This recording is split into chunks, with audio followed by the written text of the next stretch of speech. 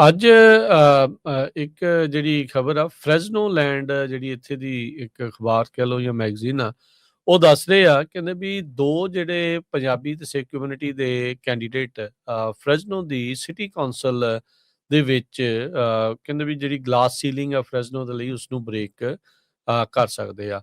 ਜੂਨ ਦੀ primary ਦੇ ਵਿੱਚ district 1 ਤੋਂ ਫਰੈਜ਼ਨੋ ਸਿਟੀ ਕੌਂਸਲ ਡਿਸਟ੍ਰਿਕਟ 1 ਤੋਂ ਨੈਨਦੀਪ ਸਿੰਘ ਜਕਾਰਾ ਮੂਵਮੈਂਟ ਦੇ ਫਾਊਂਡਰ ਤੇ ਨਵਗੁਰਮ ਇਹ ਪੇਸ਼ੇ ਤੋਂ ਉੱਦਾਂ ਵਕਾਲਤ ਇਹਨਾਂ ਨੇ ਜਿਹੜੀ ਕੀਤੀ ਹੈ ਡਿਸਟ੍ਰਿਕਟ 7 ਦੇ ਵਿੱਚ ਰਨ ਕਰ ਰਹੇ ਆ। ਡਿਸਟ੍ਰਿਕਟ 7 ਮੈਨੂੰ ਲੱਗਦਾ ਹਰਜੋਤ ਸਿੰਘ ਜੀ ਆਪਣੇ ਜਿੱਥੇ ਆਫਿਸ ਆ ਉਹ ਇਸ ਦੇ ਵਿੱਚ ਇਸ ਦੇ ਅੰਡਰ ਜਿਹੜਾ ਉਹ ਆਉਂਦਾ ਆ। ਤੇ ਜਿਹੜਾ ਨੈਨਦੀਪ ਸਿੰਘ ਹੋਣ ਵਾਲਾ ਡਿਸਟ੍ਰਿਕਟ ਆ ਇਹ ਜਿੱਥੇ ਖਾਲੜਾ ਸਕੂਲ ਆ, ਖਾਲੜਾ ਪਾਰਕ ਆ, ਉਹ ਵਾਲੇ ਇਲਾਕੇ ਦਾ ਕਾਫੀ ਹਿੱਸਾ ਜਿਹੜਾ ਇਸ ਦੇ ਵਿੱਚ ਨਾਲ ਆਉਂਦਾ ਹੈਗਾ ਆ। ਸੋ ਕਹਿੰਦੇ ਵੀ ਕਾਫੀ ਹੁਣ ਪਾਪੂਲੇਸ਼ਨ ਬਹੁਤ ਆ ਕੈਲੀਫੋਰਨੀਆ ਦੇ ਸ਼ਹਿਰ ਫਰੈਜ਼ਨੋ ਦੇ ਵਿੱਚ ਪੰਜਾਬੀਆਂ ਦੀ, ਸਿੱਖਾਂ ਦੀ, ਤੇ ਇਸ ਬਾਰੇ ਮੌਕਾ ਹੈਗਾ ਆ ਵੀ ਸ਼ਾਇਦ ਆਪਣਾ ਜਿਹੜਾ ਕੋਈ ਬੰਦਾ ਆ ਉਹ ਐਜ਼ ਏ ਕੈਂਡੀਡੇਟ ਜਿੱਤ ਕੇ ਉੱਥੇ ਜਿਹੜਾ ਉਹ ਪਹੁੰਚ ਸਕਦਾ ਜਿਹੜਾ ਉਹ ਹੈਗਾ ਆ। ਸੋ ਇਹ ਦੇਖਣਾ ਹੋਊਗਾ ਵੀ ਕਿੱਦਾਂ ਜਿਹੜੀ ਉਹ ਰੇਸ ਰਹਿੰਦੀ ਆ। ਸੋ ਜ਼ੋਰ ਜਿਹੜਾ ਉਹ ਲੱਗਾ ਜਿਹੜਾ ਉਹ ਪਿਆ ਆ। ਸੋ ਨਵਗੁਰਮ ਦਾ ਜਿਹੜਾ ਆਪਣਾ ਉਸ ਤਰੀਕੇ ਦੇ ਨਾਲ ਪੋਲੀਟਿਕਸ ਦੇ ਵਿੱਚ ਐਕਸਪੀਰੀਅੰਸ ਨਹੀਂ ਆ, ਪਰ ਫਿਰ ਵੀ ਜਿਹੜੀਆਂ ਉਸ ਦੀਆਂ ਗੱਲਾਂ ਆ ਵੀ ਉਹ ਚਾਹੁੰਦਾ ਆ ਵੀ ਜਿਹੜੀ ਕਮਿਊਨਿਟੀ ਦੇ ਜਿਹੜੇ ਇਸ਼ੂਜ਼ ਆ ਤੇ ਜਿਹੜੇ ਉਸ ਇਲਾਕੇ 'ਚ ਜਿਸ ਨੇਬਰਹੁੱਡ ਦੇ ਵਿੱਚ ਰਹਿੰਦਾ ਆ ਵੀ ਉਹਨਾਂ ਦੇ ਜਿਹੜੇ ਇਸ਼ੂਜ਼ ਆ ਉਹਨਾਂ ਨੂੰ ਮੋਹਰੇ ਰੱਖ ਕੇ ਸੋਲਵ ਕੀਤਾ ਜਾਵੇ। ਨੈਨਦੀਪ ਸਿੰਘ ਹੁਣਾਂ ਦੇ ਬਾਰੇ ਸਾਰੇ ਜਾਣੇ ਲੰਮੇ ਸਮੇਂ ਤੋਂ ਜਿਹੜਾ ਉਹ ਜਾਣਦੇ ਆ। ਲੰਮੇ ਸਮੇਂ ਤੋਂ ਪੰਜਾਬੀਆਂ ਸਿੱਖਾਂ ਦੇ ਜਿਹੜੀ ਆ ਉਹ ਇਵੈਂਟਸ ਦੇ ਵਿੱਚ ਉਹ ਕਮਿਊਨਿਟੀ ਦੇ ਲਈ ਕੰਮ ਕਰਦੇ ਆ ਰਹੇ ਆ। ਖਾਲੜਾ ਪਾਰਕ ਦਾ ਨਾਮਕਰਨ ਕਰਾਉਣਾ, ਸਕੂਲ ਜਿਹੜਾ ਉਸ ਦੇ ਲਈ ਬਣਵਾਉਣਾ, ਸੈਂਟਰਲ ਯੂਨੀਫਾਈਡ ਸਕੂਲ ਡਿਸਟ੍ਰਿਕਟ ਦੇ ਪ੍ਰੈਜ਼ੀਡੈਂਟ ਦੇ ਤੌਰ ਦੇ ਉੱਤੇ, ਉੱਥੋਂ ਦੇ ਟਰਸਟੀ ਦੇ ਤੌਰ ਦੇ ਉੱਤੇ ਹੁਣ ਕਈ ਸਾਲਾਂ ਤੋਂ ਜਿਹੜੀ ਆ ਉਹ ਭੂਮਿਕਾ ਜਿਹੜੀ ਉਹ ਨਿਭਾ ਰਹੇ ਹੈਗੇ ਆ। ਆਮ ਲੋਕ ਦੇਖ ਰਹੇ ਆ ਵੀ ਹਾਂ ਇਟਸ ਟਾਈਮ ਵੀ ਆਪਣੀ ਜਿਹੜੀ ਕਮਿਊਨਿਟੀ ਦੀ ਜਿਹੜੀ ਰਿਪਰੈਜ਼ੈਂਟੇਸ਼ਨ ਆ ਉਹ ਉੱਥੇ ਸਾਨੂੰ ਦੇਖਣ ਨੂੰ ਜਿਹੜੀ ਉਹ ਮਿਲੇ ਤੇ ਲੋਕ ਇਹਨਾਂ ਤੋਂ ਲੀਡਰਸ਼ਿਪ ਦੀ ਉਮੀਦ ਜਿਹੜੀ ਉਹ ਰੱਖ ਰਹੇ ਆ। ਕਹਿੰਦੇ ਵੀ ਇਹ ਸਿੰਬੋਲਿਕ ਹੀ ਨਹੀਂ ਆ, ਇਹ ਇੱਕ ਵੱਡਾ ਸ਼ਿਫਟ ਆ ਤੇ ਇਹ ਇਸ ਨੂੰ ਦੇਖਣਾ ਜਿਹੜਾ ਉਹ ਚਾਹੀਦਾ ਆ ਤੇ ਇਹ ਸ਼ਿਫਟ ਜਿਹੜਾ ਉਹ ਜ਼ਰੂਰੀ ਵੀ ਆ ਤਾਂ ਜੋ ਕਮਿਊਨਿਟੀ ਨੂੰ ਜਿਹੜਾ ਉਹ ਉੱਥੇ ਰਿਪਰੈਜ਼ੈਂਟੇਸ਼ਨ ਮਿਲ ਸਕੇ। ਇਹਨਾਂ ਦੇ ਆਪਣੇ ਜਿਹੜੇ ਇਸ਼ੂਜ਼ ਆ ਉਹਨਾਂ ਦੇ ਉੱਤੇ ਜਿਹੜੀ ਚਰਚਾ ਆ ਤੇ ਉਹਨਾਂ ਨੂੰ ਸੋਲਵ ਕਰਨ ਵਾਲੇ ਪਾਸੇ ਨੂੰ ਗੱਲ ਬਣ ਸਕੇ।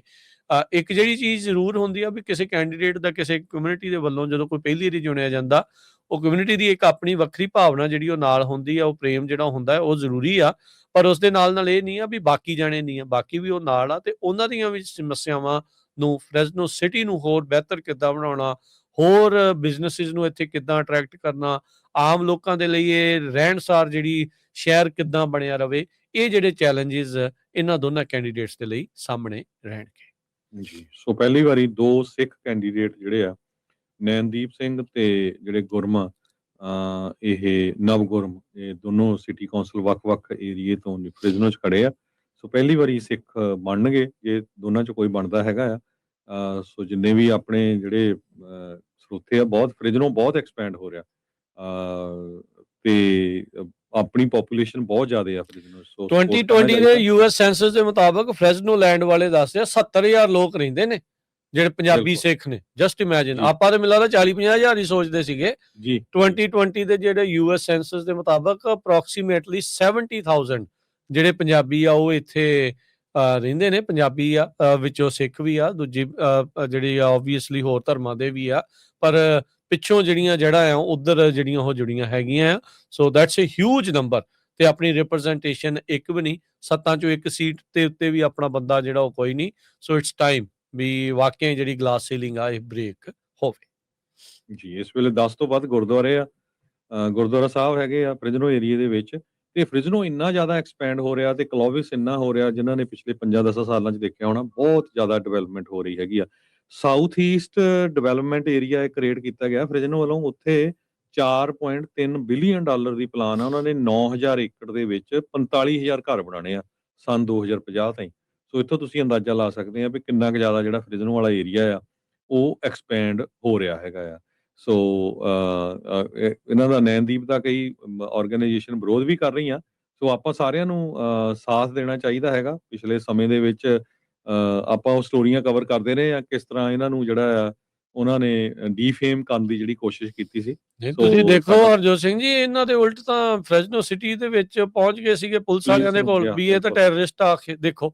ਜੀ ਤੁਸੀਂ ਹਿਸਾਬ ਲਾ ਲਓ ਵੀ ਆਬਵੀਅਸਲੀ ਕਿਉਂ ਇਹ ਚੀਜ਼ਾਂ ਜਿਹੜੀਆਂ ਉਹ ਕੀਤੀਆਂ ਜਾ ਰਹੀਆਂ, ਕਿਉਂ ਉਹਦੇ ਉਲਟ ਜਿਹੜਾ ਉਹ ਪ੍ਰਚਾਰ ਹੋ ਰਿਹਾ, ਉਹ ਦੇਖਣ ਵਾਲੀ ਜਿਹੜੀ ਗੱਲ ਹੈਗੀ ਹੈ। ਸੋ ਦੇਖਦੇ ਹਾਂ ਵੀ ਕੀ ਬਣਦਾ ਆ। ਸੋ ਦੋਨਾਂ ਨੇ ਉੱਦਾਂ ਜੇ ਦੇਖਿਆ ਜਾਵੇ ਤਾਂ ਕਹਿੰਦੇ ਵੀ ਕਾਫੀ ਜ਼ਿਆਦਾ ਫੰਡ ਰੇਜ਼ਿੰਗ ਵੀ ਕੀਤੀ ਹੈ, ਮਨੀ ਵੀ ਕਾਫੀ ਰੇਜ਼ ਕੀਤੀ ਹੈ ਕੈਂਪੇਨ ਫੰਡਸ ਦੇ ਲਈ। ਤੇ ਆਬਵੀਅਸਲੀ ਇਲੈਕਸ਼ਨਾਂ ਦੇ ਵਿੱਚ ਮਨੀ ਤੋਂ ਬਗੈਰ ਤਾਂ ਜਿੱਤ ਜਿਹੜੀ ਉਹ ਕਿਸ ਤਰੀਕੇ ਦੇ ਨਾਲ ਵੀ ਪੋਸੀਬਲ ਇੰਨੀ ਜ਼ਿਆਦਾ ਹੈ ਨਹੀਂ ਆ। ਸੋ ਲੈਟਸ ਸੀ ਕੀ ਜਿਹੜਾ ਅੱਗੇ ਬਣਦਾ। ਬਾਕੀ ਆਪਾਂ ਸ਼ੁਭ ਇਛਾਵਾਂ ਜਿਹੜੀਆਂ ਇਹਨਾਂ ਨੂੰ ਜ਼ਰੂਰ ਦਿੰਦੇ ਹਾਂ।